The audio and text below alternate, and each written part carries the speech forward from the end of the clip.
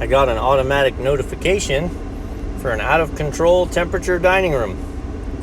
Let's go check it out.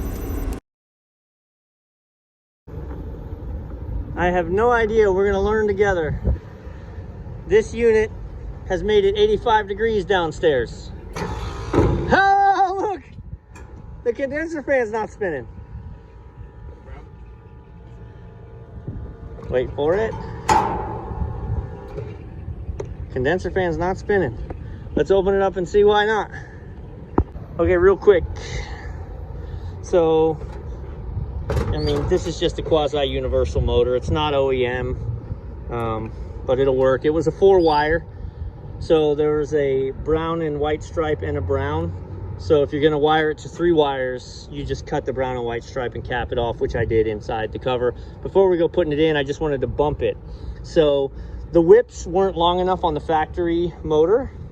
So I stole the whips off the old one to extend it to get me the distance I need. I talked about this briefly on another video, but I want to show you what I mean. It's like, I love these Wago connectors for lots of reasons. Once we're done, I electrical tape them together there and tape them closed like this, but we're not in wire management phase yet. We connected it to how I thought it needed to be, turned it on, and then bumped it to see. Yes, it spins. It's spinning counterclockwise, looking at it from the shaft. We looked at this unit and that's correct. That is how it has to spin. If you needed to reverse it, then you just pull these wires and reverse it. So, yep, we're gonna pull the fan blade off of there, get it adjusted on here. I'm gonna start running wire management. This is actually what I wanted to say. So I was texting with one of you guys about this, that you guys were used to using the 221s.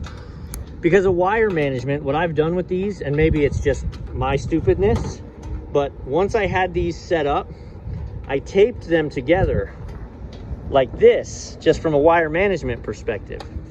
When if you look, the wires are offset towards each other.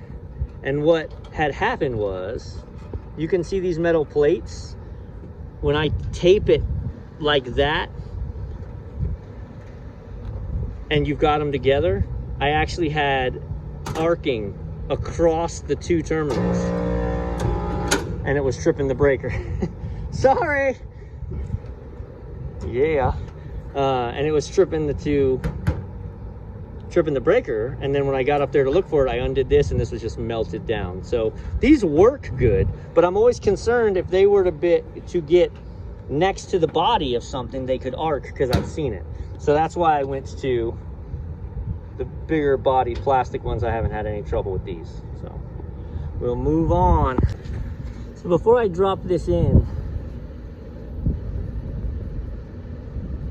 I wanted to make a note of something. One, find out what your amp draw is on it and all that stuff before you put it in, and then it's a struggle to tell. But so I was about to screw something up.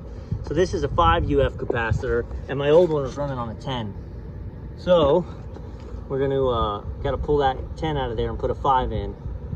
We're not gonna do ourselves any favors. And then 2.2 amps. All right, so we got her fired up. Wire management, we got the ground on top, we got everything secured.